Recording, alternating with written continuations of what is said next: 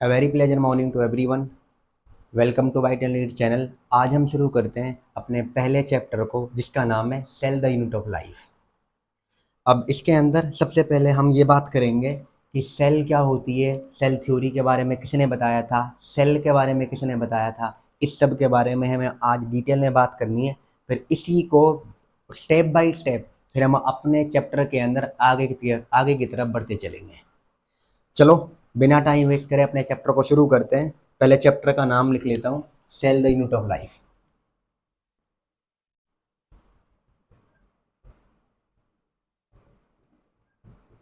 ये तुम्हारा चैप्टर है। According to NCERT it is mention 8, chapter number 8। कहेंगे सर पहले पर तो लिविंग वर्ल्ड आता है। लिविंग वर्ल्ड को नहीं करना, हमें हमें करना है सबसे पहले सेल वाले को, क्योंकि ये वो चैप्टर है जो तुम्हारे अदर चैप्टर्स को लिंक्स करता है। और इसी के बेस पे अगर आपको ये समझ में आ गया तो आपको अदर चैप्टर को समझने में आसानी होगी। शुरू करता हूँ। यहाँ पर सबसे पहले एक नाम आता है जिसको हम कहते हैं साइटोलॉजी। साइटोलॉजी क्या होता है? Study of cell. ये तुम्हारे पास में यूनिट होती है। साइटो मीन्स सेल होती है, लॉजी मीन्स स्टडी होती है। तो बायोलॉजी की वो ब्रांच जिसके अंदर आप सेल की स्टडी करते हैं उसको हम कहते हैं साइटोलॉजी। और इस पूरी यूनिट का ही नाम साइटोलॉजी के नाम से जाना जाता है। बट हमारी किताब में cell the unit of life दे रखा था, तो नो डाउट हम उसी नाम से प्रोनाउंस करेंगे। बट आपको ये भी पता हो कि साइटोलॉजी क्या है। इस नाम को दिया था साइटोलॉजी, जो ये टर्म है, it was given by, term given by Haeckel. तो हेकल नाम का साइंटिस्ट था जिन्होंने इसको दिया था। और जिसको आप कहते हैं father of cytology, father means इन्होंने क्या है, तो पहला साइंटिस्ट जिन्होंने सेल के बारे में बताने की कोशिश करी थी वो तुम्हारे पास में है रॉबर्ट हुक। और रॉबर्ट हुक का नाम, मुझे इतना तो उम्मीद है आपसे कि आप सबको पता भी होगा रॉबर्ट हुक कौन थे। तो चलो यहाँ पर रॉबर्ट हुक के बारे में देखते हैं। बात है 1665 की, और वहाँ पर एक साइंटिस्ट है तुम्हारे पास, रॉबर्ट हुक। रॉबर्ट हुक कौन है? यहाँ पर इन्होंने स्टडी करी थी, उन्होंने लिया था कोर्क। कोर्क क्या होता है तुम्हारे पास? एक तरह से सुबेराइज्ड सेल वॉल होती है। इन्होंने क्या काम करा था? इन्होंने एक लकड़ी का टुकड़ा लिया था और लकड़ी के टुकड़े को काट कर देखा था माइक्रोस्कोप के अंदर। तो जब इन्होंने उस लकड़ी के टुकड़े को माइक्रोस्कोप के नीचे देखा, उसके अंदर देखा, तो इन्होंने ये देखा कि उसके अंदर इनको बहुत सारे लिटिल स्पेस, मतलब छोटे छोटे रूम के समान स्ट्रक्चर देखने को मिल रहे थे। और उन्हीं को इन्होंने कहा था हनी कॉम्ब लाइक स्ट्रक्चर। तो चलो यहाँ पर लिखता हूँ मैं इनके बारे के अंदर। इन्होंने क्या है, जब ऑब्जर्व किया, ही ऑब्जर्व ऑब्जर्व अंडर माइक्रोस्कोप, और इनको क्या देखने को मिला, तो देखो इनको इस तरह के, जिसको आप कहते हैं नॉर्मली क्या है, ये केमिस्ट्री के अंदर होती है साइक्लोहेक्सेन। अब वो नहीं है यहाँ पर। यहाँ पर हमें ये देखना है कि एक्चुअली किस तरह से दिख रही थी। तो ये इस तरह से तुम्हारे पास जो स्ट्रक्चर है, इनको इन्होंने कहा था हनी कॉम्ब लाइक स्ट्रक्चर, मधुमक्खी के छत्ते के समान। और एक्चुअली ये कौन थे हमारे पास में? यही तो है, लिटिल स्पेस या लिटिल रूम। और यहीं से पहली बार शुरुआत हुई है सेल नाम के टर्म की। तो सेल जो टर्म है तुम्हारे पास, वो कहाँ से आया था? तो यहाँ से आया है, इस वाले पार्ट से। तो देखो यहाँ पर, इसके यहाँ पे क्या है, सेल क्या होता है? Cell is a Latin word. Cell जो आपके पास में होता है लैटिन वर्ड है, विच मीन्स, जिसका मीन्स ही क्या होता है, लिटिल स्पेस है, लिटिल रूम। आप लिटिल रूम कर ले, ये वाला। अब कहेंगे सर ये जो आप बता रहे हैं ये सब का सब ये कहाँ लिखा हुआ है? इनकी बुक है, ये ऑथर एक्चुअली क्या है, ऑथर ऑफ माइक्रोग्रेफिया बुक। ये बुक का नाम है माइक्रोग्रेफिया, ये इसके ऑथर है। और इस बुक के अंदर इन्होंने क्या है, वहाँ पर बता रखा है, एक चैप्टर है तुम्हारे पास, चैप्टर नंबर 18, और उसका नाम इन्होंने रखा हुआ है ऑब्जर्व, इस वाले का। तो चैप्टर नंबर 18 के अंदर ऑब्जर्व में इन्होंने ये सारी बातें लिख रखी है। और यहीं से हमारे पास में सेल की शुरुआत हुई थी। अब इसके 11 साल बाद, एक आफ्टर 11 ईयर्स, हमारे पास एक और साइंटिस्ट आते हैं जिनका नाम है एंटोनी वॉन लीवनहुक। अब जो एंटोनी वॉन लीवनहुक है, ये कौन है तुम्हारे पास में? ये एक्चुअली वो साइंटिस्ट है तुम्हारे पास में जिन्होंने लिविंग सेल को डिस्कवर किया था। तो कोई आपसे पूछने बैठ जाए सबसे पहले हु डिस्कवर्ड द सेल, तो आपको बताना पड़ेगा रॉबर्ट हुक। अगर आप ये स्पेसिफिक कर दे हो कि लिविंग सेल को किसने डिस्कवर किया, तो रॉबर्ट हुक का नाम नहीं आएगा, इस बात को ध्यान रखें। तो यहाँ पर कौन इन्होंने क्या है, एक्चुअली क्या है, he discovered living cell, he discovered living cell. तो सर इन्होंने किस सेल को खोजा था? आपने अभी तो कहा कि इन्होंने सेल को खोजा था। यहाँ पर एक्चुअली क्या है, he discovered non living cell. आप अगर लिखना चाहें तो ये भी लिख सकते हैं, he discovered non living cell. Sir हमें क्या पता था कि ये लिविंग है नॉन लिविंग है? भाई इतना तो पता होता है सेल वॉल आपके पास में कैसी है, सेल वॉल लिविंग होती है नॉन लिविंग होती है? Cell wall is non living. तो ऑब्वियस सी बात है, जब सेल वॉल को एग्जामिन कर रहा है तो जिस सेल को डिस्कवर करेगा तुम्हारे पास में वो नॉन लिविंग है। और कोर तुम्हारे पास एक्चुअली क्या है, नॉन लिविंग पार्ट है, जो कि सेल वॉल में देखने को मिलता है आपको। तो यहां से आपके पास क्लियर हुआ, he discovered living cell and Robert Hooke discovered non living cell. ये वाला पार्ट इन्होंने कहां से किया था? He discovered it from from rain water. इन्होंने रेन वाटर से डिस्कवर किया था। और इन्होंने जो मतलब रेन वाटर से डिस्कवर्ड किया था इन्होंने सेल को,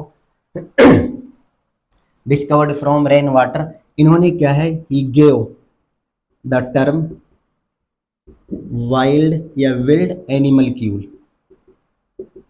तो विल्ड एनिमल क्यूल नाम दिया था इन्होंने लिविंग सेल को जो खोजा था। वो एक्चुअली थे तुम्हारे पास बैक्टीरिया। तो एक्चुअली जो लीवनहुक ने जिस सेल को खोजा था, लिविंग सेल को, वो बैक्टीरिया को खोजा था। तो he was the discoverer of the bacteria. Bacteria term इन्होंने नहीं दिया, bacteria term was given by Ehrenberg. तो ये बात याद रखें, इन्होंने क्या है, he gave the term wild animalcule for the bacteria. अब जो बैक्टीरिया टर्म है ये किसने दिया है? तो बैक्टीरिया टर्म गिवन बाय एहरेनबर्ग। ये साइंटिस्ट है वो जिन्होंने ये नाम दिया था। तो एहरेनबर्ग ने क्या काम करा, उनका नाम रिप्लेस किया है जो उन्होंने विल्ड एनिमलिक्यूल कहा, और रेन वाटर से किया था, इस बात को याद रखें। तो ये आपके पास में इनके बारे में था। अब हम बात करते हैं यहाँ पर क्या है, इसके अलावा देखो इन्होंने और भी अच्छे काम करे, जैसे कि तुम अगर चेक करोगे तो ही आल्सो डिस्कवर्ड स्पर्म। यहाँ लिख देता हूँ, आल्सो डिस्कवर स्पर्म। तो स्पर्म की डिस्कवरी उन्होंने करी है। तो इन्होंने बहुत अच्छी इंपॉर्टेंट डिस्कवरी की है। और भी इन्होंने किया हुआ, जैसे कि तुम्हारे पास प्रोटोजोआ के बारे में आप पढ़ेंगे आगे चल के, वो सब भी इन्होंने किया हुआ है। आप ओविम के बारे में पढ़े होंगे तो वहाँ भी इनका कॉन्ट्रीब्यूशन है। तो इन्होंने बहुत जगहों पे काम किया है। तो अब आगे यहाँ पर देखें हम, अब एक साइंटिस्ट तुम देखो 1665 के अंदर किसने खोजा था सेल को? रॉबर्ट हुक ने खोजा है। और कौन सी सेल को खोजा था? नॉन लिविंग को। 1676 के अंदर लीवन हुक ने किस सेल को खोजा था? लिविंग सेल को यहाँ पर खोजा था। तो ये आपके पास है, दो वर्ड मैंने बताया, कहाँ से किस सेल को किसने खोजा, ये उन्होंने बता दिया। अगला हमारे पास एक और साइंटिस्ट है जो हमारी एनसीईआरटी में यहाँ पर मेंशन है, उसको हम कहते हैं रॉबर्ट ब्राउन। रॉबर्ट ब्राउन कौन है यहाँ पर? रॉबर्ट ब्राउन वो साइंटिस्ट है जिन्होंने न्यूक्लियस को डिस्कवर किया था। तो आपसे पूछे वो कि हु डिस्कवर्ड द न्यूक्लियस, तो आपको नाम बताना पड़ेगा रॉबर्ट ब्राउन। यहाँ लिख देता हूँ, ही डिस्कवर्ड द न्यूक्लियस।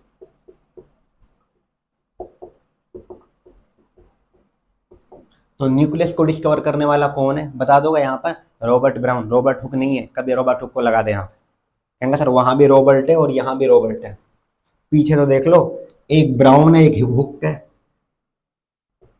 तो आपके पास इसके बारे में हमने पढ़ाया।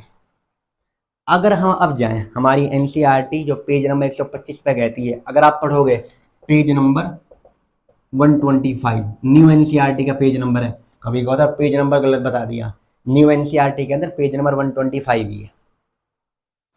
देखें यहाँ पर इन्होंने इस पे क्या दे रखा है, इन्होंने कहा है कि जितने भी हमारे पास ऑर्गेनिजम्स है, all the organisms are composed of cell. जितने भी आपके पास में जीव हैं सारे के सारे किसके बने होते हैं? सेल्स के। कहेंगे सर हम कैसे मान लें? जिस तरह तुम्हारा कमरा होता है, तो कमरा किस चीज़ से बनता है? तो कमरा बनता है हमारे पास ईंटों से। इसी तरह हमारा जो शरीर है, हमारा जो बॉडी है, जो भी लिविंग ऑर्गेनिज्म है, उनके अंदर जो बेसिक यूनिट है जिससे सारा का सारा बॉडी बना होता है, वो होता है सेल। तो सेल ही आपकी वो फंडामेंटल यूनिट है जिसकी वजह से आप सब लिविंग है। और सेल टर्म ही है जिसकी वजह से आप ये कह पाते हैं कि लिविंग है कि नॉन लिविंग है। क्योंकि अगर सेल के अंदर एक्टिविटी चल रही है तो आप उसको लिविंग में डिफाइन करते हो, और अगर नहीं चल रही है तो तुम्हारे पास में क्या डेड है, तो वो नॉन लिविंग में आता है।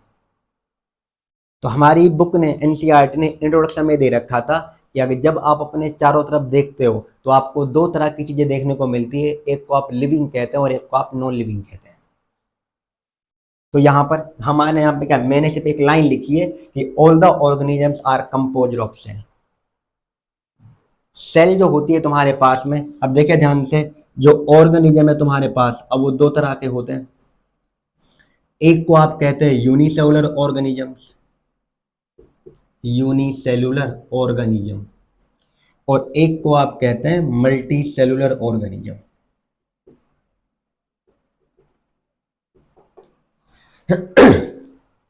यूनिसेलुलर ऑर्गेनिज्म किन्हें कहते हैं? जो ऑर्गेनिज्म बने होते हैं सिंगल सेल के, उनको हम कहते हैं यूनिसेलुलर ऑर्गेनिज्म। और जो ऑर्गेनिज्म बने होते हैं मोर देन 2 सेल के, दो से ज्यादा सेल के, तो उन सबको हम लिखते हैं मल्टी सेलुलर ऑर्गेनिज्म। तो आपको ये क्लियर पता हो कि यूनिसेलुलर आप किन्हें कहते हैं, तो made up of single cell. तो जो आपके पास में सिंगल सेल का बना हुआ है वो यूनिसेलुलर है, और जो तुम्हारे पास made up of more than 2 cell, जो भी तुम्हारे पास दो से ज्यादा सेल का बना होगा, उनको क्या बोलेंगे? Multi cellular organism.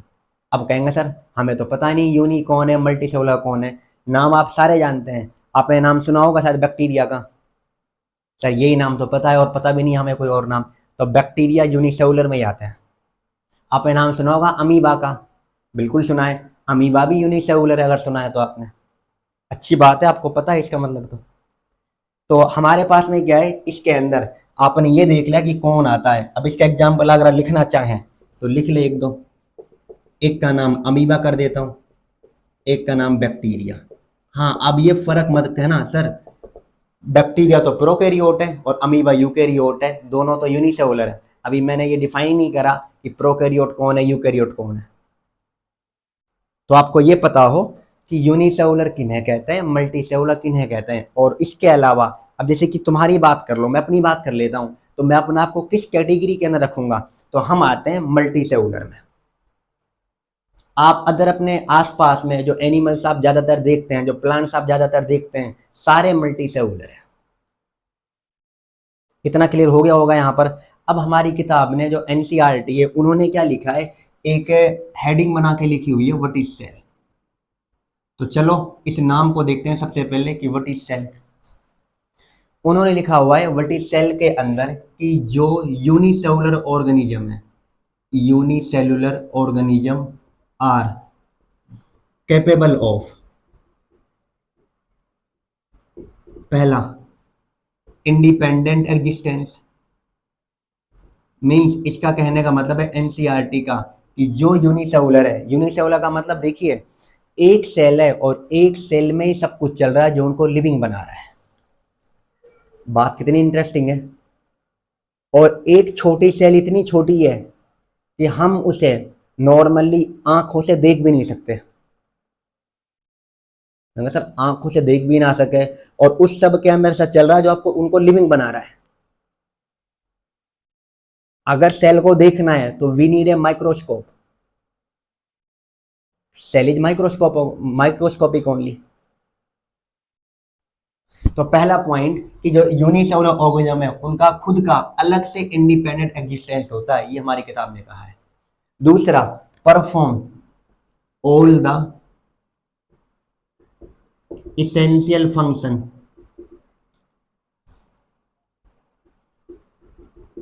Of life. ये परफॉर्म करता है तुम्हारे पास में all the essential function of the life. Life के लिए जितने भी फंक्शन जरूरी है, जो इसेंशियल है, उन सबको परफॉर्म करता है। एक सेल के अंदर यूनिसेलुलर। तो यहां से, और याद रखना, कोई भी स्ट्रक्चर जो सेल से छोटा है उसके अंदर लाइफ एग्जिस्ट नहीं कर सकती। तो हमारी एनसीईआरटी की लाइन है ये कि anything less than a structure of cell can not have independent existence. जो भी चीज सेल से छोटी है उसका अपने आप में इंडिपेंडेंट एग्जिस्टेंस नहीं हो सकता। तो सेल ही आपकी सबसे बेसिक यूनिट है, यहां से हम ये कह सकते हैं, क्योंकि सेल से छोटी में इंडिपेंडेंट एग्जिस्टेंस है नहीं। तो सबसे छोटी यहां पर कौन निकल के आता है? सेल। तो यहां से हम कहते हैं cell is the basic unit of life. और इसी चैप्टर का नाम दे रखा था उन्होंने cell the unit of life. आया समझ में कुछ? तो यहां से हम क्या कह सकते हैं? Cell is basic unit of life. तो सेल आपकी जिंदगी का आधार है, चाहे हम हैं चाहे कोई और है, सबके अंदर सेल ही है तुम्हारे पास जिसके अंदर लाइफ एग्जिस्ट करती है। अब देखें आगे, यहाँ पर हमारी किताब के अंदर एक बहुत ही फेमस स्टेटमेंट जो आप 9th में भी 8th में भी और आप सब पढ़ के आए होंगे, इतना आपको पता भी होगा। और तुम्हारे पास स्टेटमेंट क्या है कि cell is the fundamental structural and functional unit of all living organism.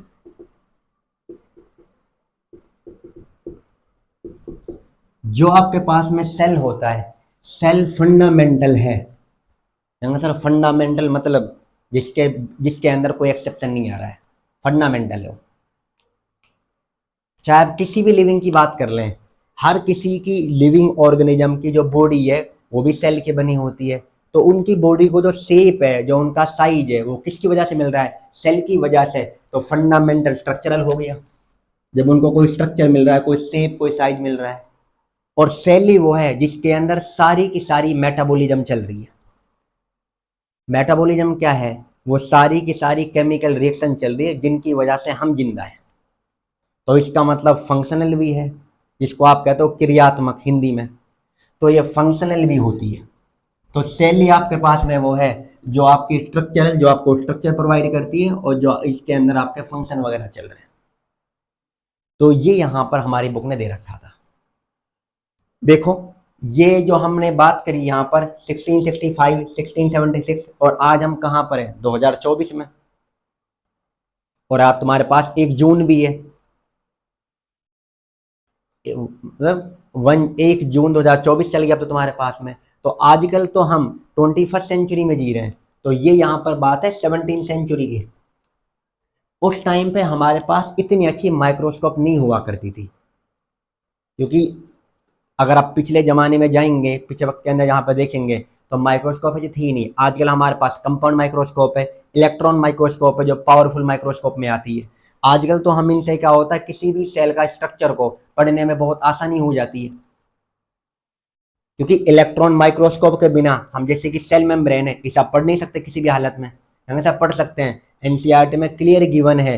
1950 के बाद में जब इलेक्ट्रॉन माइक्रोस्कोप डिस्कवर हो गई थी, तभी सेल मेम्ब्रेन को पढ़ पाना आसान हुआ था। और 1950 के बाद में, ये बात कब की कर रहे हैं? 1665। तो ये तो चाह कर भी नहीं पढ़ सकते थे सेल मेम्ब्रेन को, जो ये हमारी सेल मेम्ब्रेन ही तो है ये। तो इनके अंदर क्या आता है? उसके अंदर 17th सेंचुरी के अंदर, in 17th century, no powerful microscope were available. थी नहीं क्योंकि अवेलेबल। और जो सर इनके पास में तो थी, इनके पास छोटे मोटे ग्लासेस के बने हुए माइक्रोस्कोप के समान स्ट्रक्चर थे, इन्होंने खुद बना रहे थे जो। बट इन्होंने के पास, लीवनहुक के पास में अपने जमाने में ठीक ठाक थी। बहुत अच्छी माइक्रोस्कोप बनाई थी इन्होंने, जिसका नाम आप माइक्रोस्कोप कह रहे हैं, जो ग्लास के ट्यूब के समान थी, जिसकी वजह से ये सब डिस्कवर कर पाई है। हम तो 2024 के अंदर होकर इतना नहीं सोच पाते कि यार हम ये डिस्कवर भी कर लें, और ये नॉर्मली क्या है 1676 के अंदर लिविंग सेल को डिस्कवर कर रहे हैं। तो इनके बाद में क्या आता है, इलेक्ट्रॉन माइक्रोस्कोप, जो अब चल रही है तुम्हारे पास, electron microscope, compound microscope, today electron microscope, compound microscope are available to study the cell and its organelle. तो आजकल हमारे पास तो बहुत आसानी है सेल को पढ़ने के लिए और उसके ऑर्गेनल को पढ़ने के लिए, और वो आसानी किस वजह से है, क्योंकि हमारे पास अब पावरफुल टेक्निक है जो कि माइक्रोस्कोप के फॉर्म में, अदर फॉर्म के अंदर है। ये था तुम्हारे पास में ऑल अबाउट, जो मैंने बताया कि सेल क्या होती है, यूनिसेलुलर किन्हें कहते हैं आप, और मल्टी सेलुलर किन्हें कहते हैं, रॉबर्ट हुक ने क्या काम करा था साइटोलॉजी में, और लीवन हुक ने क्या काम करा था, ये आपको मैंने बता दिया। अब यहाँ पर जो हम आते हैं, आगे चलते हैं, हमारी बुक के अकॉर्डिंग एक चैप्टर का नाम, सॉरी एक टॉपिक का नाम दे रखा है सेल थ्योरी। सेल थ्योरी क्या है तुम्हारे पास, अगर मैं बात करूं, ये सेल थ्योरी के बारे में जो स्टार्टिंग हुई थी पढ़ने के बारे में, वो हुआ है 1838, 1838। और एक साइंटिस्ट है तुम्हारे पास सिल्डन। सिल्डन कौन है तुम्हारे पास, ये एक जर्मन बोटेनिस्ट है। जर्मन बोटनिस्ट का मतलब है जर्मनी के रहने वाले हैं, और बोटनिस्ट उसे कहते हैं जो प्लांट्स के बारे में स्टडी करे।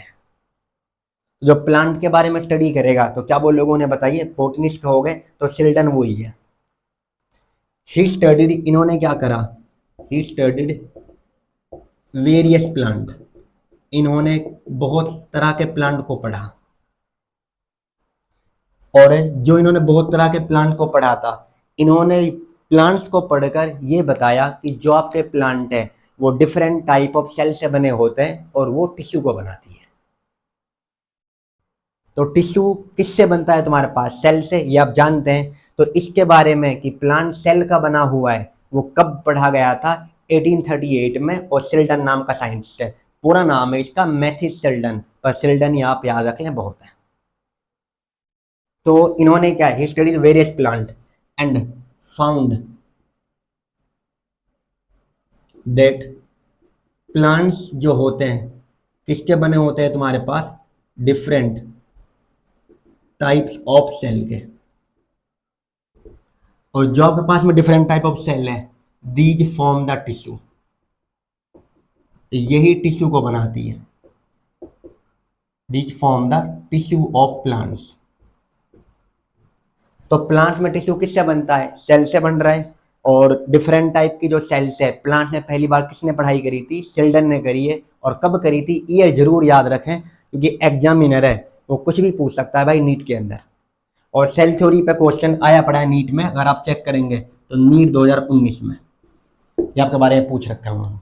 और भी क्वेश्चन आया था, कब आया था, शायद आया हो 1993 में, 2 बार आया था वहां पर।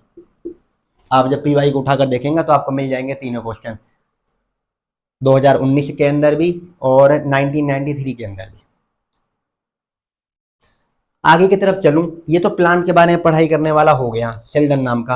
अब आते हैं तुम्हारे पास 1839 में, और उस साइंटिस्ट का नाम है तुम्हारे पास, उसे हम क्या है, उसे वो है एक्चुअली ब्रिटिश, ये तो अंग्रेज है। कहेंगे सर अंग्रेज से तो हमारा बहुत बड़ी दुश्मनी है, पता है मुझे क्यों है, सबकी है उनसे। तो ये जूलॉजिस्ट है तुम्हारे पास में, इंग्लिश साइंटिस्ट है। इन्होंने क्या बताया था, जूलॉजिस्ट का मतलब जो एनिमल्स के बारे में स्टडी करते हैं। इन्होंने बताया कि जो एनिमल्स है वो भी बने होते हैं डिफरेंट टाइप ऑफ सेल्स से, और सारे एनिमल बने होते हैं सेल्स के ही। तो पहली बार ये कौन बता रहा है, मतलब किसने ये पता लगाया कि प्लांट हो एनिमल हो, वो बन किससे रहे हैं, वो बन रहे सेल से ही। और वो डिफरेंट टाइप की सेल्स तो बाद की बात है, पहले ये तो पता करें कि प्लांट हो एनिमल हो कोई और लिविंग ऑर्गेनिज्म हो, बनते किसके हैं, वो एक्चुअली सेल के ही बने होते हैं। तो इन्होंने क्या बताया कि animals are composed of cells. तो जो एनिमल्स होते हैं यहाँ पर वो डिफरेंट टाइप सेल्स के बनते हैं वो भी। और इन्होंने इसी स्टडी पर यहाँ पर क्या है, एंड आल्सो सेड दैट, इन्होंने ही बताया था पहली बार that cell has outer covering, जो सेल्स होती है इनकी जो आउटर कवरिंग है, cells has outer covering called as plasma membrane. तो प्लाज्मा मेम्ब्रेन जो होता है सेल्स के अंदर, जो कि आउटर कवरिंग के समान है, क्योंकि हमारे अंदर सबसे सबसे बाहर कौन है, प्लाज्मा मेम्ब्रेन ही तो है, सेल मेम्ब्रेन ही तो है। कहेंगे सर हमारी सेल मेम्ब्रेन है, सेल मेम्ब्रेन का तो दूसरा नाम है प्लाज्मा मेम्ब्रेन। और नाम बताऊं, सेल मेम्ब्रेन कह लो, प्लाज्मा मेम्ब्रेन कह लो, प्लाज्मोलेमा कह लो, यूनिट मेम्ब्रेन कह लो, चारों एक बात है। ये अलग अलग नाम है जिन जो तुम्हारे पास जो तुमने पढ़ रखे हैं, बट इनका मीनिंग एक ही है। तो इन्होंने ये बताया, और इन्होंने क्या होता है इसी बात पे, मतलब इसी से इसे आगे चलकर एक और कहा इन्होंने, बेस्ड ऑन हिज स्टडीज। एक सेकेंड मैं चेक कर लेता हूं इसे। हाँ, इन्होंने क्या है, based on studies of on plant, इन्होंने प्लांट के ऊपर जो अपनी स्टडी करी थी, और इन्होंने बताया था सेल वॉल भी यूनिक कैरेक्टर होता है प्लांट का। तो सेल वॉल यूनिक कैरेक्टर है प्लांट्स का, वो किसने बताया था, शेल्डन या स्वान? तो आंसर आएगा स्वान। और कब की बात है तुम्हारे पास, 1839। क्या कहा इन्होंने इसके ऊपर, cell wall is unique character of plants cell. तो प्लांट सेल का सेल वॉल का पाया जाना ये यूनिक कैरेक्टर है। अब तुम कहोगे सर सेल वॉल है तो प्लांट के बारे में पढ़ाई कर रहे हैं, और प्लांट के बारे में किसने पढ़ा था, शेल्डन ने पढ़ा था। तो सेल वॉल किसने बताई है, शेल्डन ने। आप लगा के आओ, -5 ले आना। स्वान ने बताया था, शेल्डन ने नहीं बताया। हाँ, तुम्हारा अंदाजा ठीक है, क्योंकि तुम सर आपने तो कहा था बोटनिस्ट है जो प्लांट के बारे में पढ़ रहे हैं, बट स्वान उससे ज्यादा तेज निकल रहे हैं। उन्होंने एनिमल को भी पढ़ लिया, और इन्होंने क्या होता है, एनिमल को भी पढ़ लिया, प्लांट को भी पढ़ लिया है। और यही बता रहे हैं यहाँ पर प्लाज्मा मेम्ब्रेन कौन है और तुम्हारे पास सेल वॉल कौन है। चलो सबसे पहले क्या है, आप इसको नोट डाउन करें फिर आगे चलते हैं।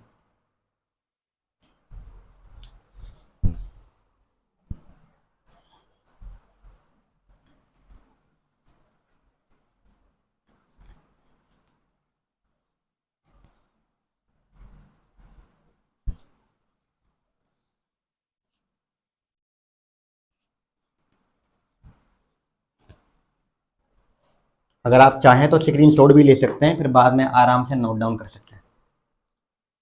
चलो पढ़ते हैं आगे। ये मैंने बताया आपको यहां तक।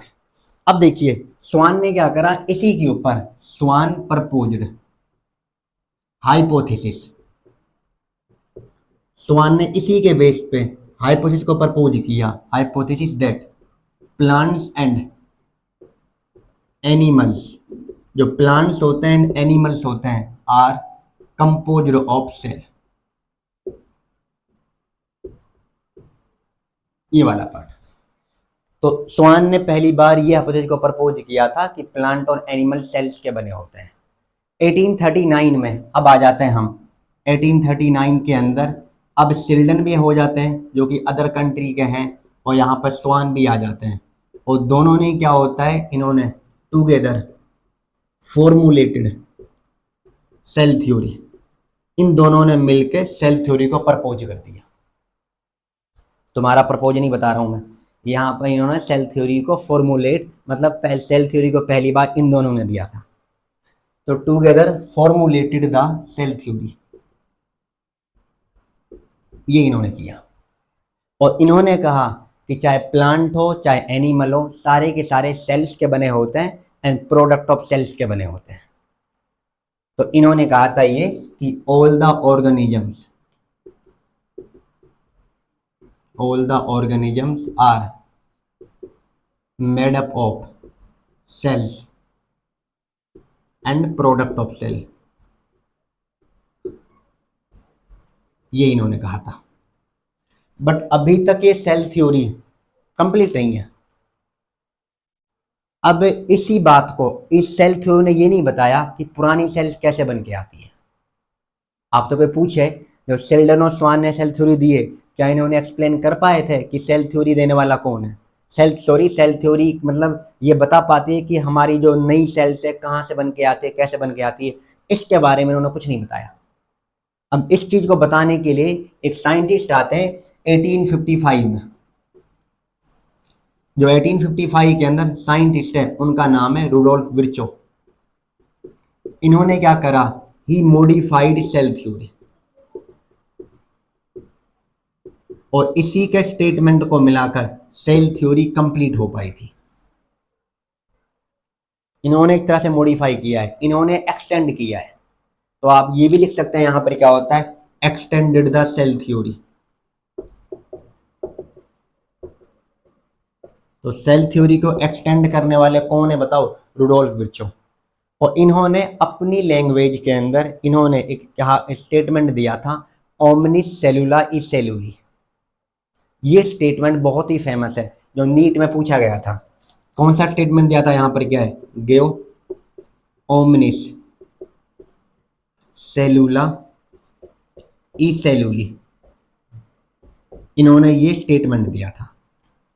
और इस स्टेटमेंट का मीनिंग क्या होता है, सारी की सारी नई सेल बन के आती है पुरानी सेल से। तो all cell arise from pre existing cell, all cell arises from pre existing cell, ये वाला पार्ट। तो या तो इस स्टेटमेंट को पूछेगा, यही पूछा गया नीट में पीवाई की।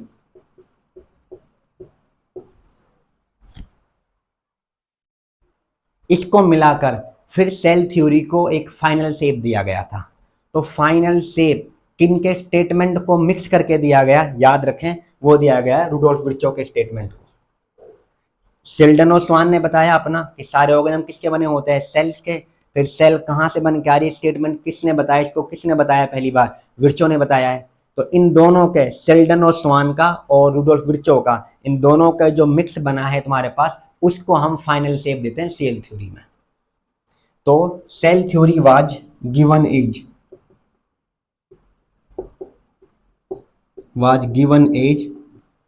Final shape. और उसके पॉइंट क्या निकल के आते हैं, वो ये है, all the organisms are composed of cells and product of cell. तो सारे जीव किसके बने होते हैं बताओ, सेल्स के, और किसके बने होते हैं, प्रोडक्ट ऑफ सेल्स के। दूसरा, क्या आपने कोई अभी बता दिया मैंने कि all cell arise from pre existing cell. सारी सेल्स कहां से बन के आती है बताओ, प्री एग्जिस्टिंग सेल से। ये था तुम्हारे पास सेल वाला। अब कहेंगे सर क्या सेल सबके लिए है? नहीं भाई, सेल थ्योरी ऐसे भी जीव है तुम्हारे पास। फॉर एग्जाम्पल मैं आपसे बात करूं तो कुछ प्रोटो है, जैसे कि आपके पास म्यूकर है, राइजोपस है, वहां भी सेल थ्योरी काम नहीं करती। तो सेल थ्योरी सब पे लागू नहीं है, सब पे एप्लीकेबल नहीं है। एक्सेप्शन किन किन पे है सर, एक्सेप्शन भी सेल थ्योरी के बिल्कुल है। कहेंगे सर बुक में तो नहीं दे रखा, बुक ने नहीं दे रखा, बट एक्चुअली आपको याद रखना क्या है, आप जो सबसे ज्यादा जानते हैं और जो हम सबके दुश्मन है, जिसने अभी लॉकडाउन करवाया था, वायरस, वायरस पे सेल थ्योरी नहीं लगती। तो यहां पर मैं लिख सकता हूं नॉर्मली क्या आता है, cell theory is not applicable on. Sir lockdown दोबारा लग जाए बढ़िया रहेगा ना, सारे याद करते हैं वायरस को पेपर के टाइम पे, दोबारा से लॉकडाउन लग जाए और पास हो जाए फ्री में, फिर 500 में से 501 नंबर आ जाए, ऐसा नहीं होगा। तो cell theory is not applicable on इनके ऊपर, तुम्हारे पास वायरस। और जो तुम्हारे पास वायरसेस हैं, ये क्या है, बिगेस्ट एक्सेप्शन है ऑफ सेल थ्योरी। तो सेल थ्योरी की सबसे बड़ी एक्सेप्शन कौन है, वायरस। इसके अलावा प्रोटोजोआ में कौन है तुम्हारे पास, प्रोटोजोआ भी आते हैं इनके अंदर जो एक्सेप्शन में, जिन पे नहीं काम करती हो। चलो ये नहीं लिखो क्योंकि यहाँ मैंने लिख दिया ना कि नॉट एप्लीकेबल ऑन प्रोटोजोआ पे वायरसेस के ऊपर। इसके अलावा तुम्हारे पास में क्या आता है, हमारे पास में क्या है, आरबीसी की सेल है। जो आरबीसी की सेल है नॉर्मली क्या आता है, खुद को रिपेयर नहीं कर पाती क्योंकि हमारी आरबीसी के पास में खुद का अपना न्यूक्लियस नहीं होता है। और नीट में पूछा भी गया है क्या मतलब किसके पास में खुद का न्यूक्लियस नहीं होता है, तो आरबीसी, सुनो ध्यान से, आरबीसी जब शुरुआत में बनती है तो न्यूक्लियस होता है, और जो मैच्योर होती है, जो एडल्ट में कन्वर्ट होती है, उस टाइम पे न्यूक्लियस रिमूव हो जाता है। तो in adult RBC, in mature RBC, nucleus is absent. और मैंने आपको बताया है अभी कि न्यूक्लियस को डिस्कवर करने वाला कौन था, जो यहाँ पे लिखा हुआ था, उसको डिस्कवर किया था रॉबर्ट ब्राउन ने, वो याद रखना है। कहेंगे सर आरबीसी पे क्या है, आरबीसी पे तुम्हारे पास नहीं काम करेगी वो। कैसे नहीं करेगी, आरबीसी के अंदर यहां लिख देता हूं मैं, मैच्योर आरबीसी है। मैच्योर आरबीसी के अंदर डू नॉट हैव न्यूक्लियस, ये दिख तो रहा है ना इसमें, डू नॉट हैव न्यूक्लियस। भाई देखना पड़ता है बार बार क्योंकि मतलब स्क्रीन के अंदर कहीं कट तो नहीं रहा है, कहीं पर इधर उधर तो नहीं हो रहा, उस वजह से। कभी आप सोचो सर कहाँ देख रहे हो, यहाँ पे गए, क्योंकि स्क्रीन सामने वहां पर दिखता है कौन सा पार्ट कट रहा है, पे कौन सा पार्ट वो आ रहा है, उस वजह से। तो आरबीसी के अंदर, मेच्योर आरबीसी के अंदर डू नॉट हैव न्यूक्लियस, या इसी को आप नाम देते हैं एडल्ट आरबीसी, ये वाला पार्ट। तो यहाँ पर हमने देखा है सेल थ्योरी के बारे में, सेल के बारे में आज की क्लास के अंदर। यहाँ तक इसको अच्छे से पढ़ के आए, और जो नीट में इस वाले बेस पे आपको मैं मिनिमम बता रहा हूँ 4 क्वेश्चन तो मिल ही जाएंगे नीट में, जो मैंने आज की क्लास में आपको बताया। अगला जो टॉपिक हमारा होगा नेक्स्ट क्लास के अंदर, उस टॉपिक का नाम होगा एन ओवरव्यू ऑफ सेल, जहाँ पे आप डिटेल में पढ़ेंगे सेल में साइटोप्लाज्म होता है, क्या होता है, प्रोटोप्लाज्म का नाम भी देखेंगे, सेल ऑर्गेनल क्या होते हैं, उनमें माइटोकॉन्ड्रिया, क्लोरोप्लास्ट, अब ये सब की स्टडी आगे स्टार्ट होगी।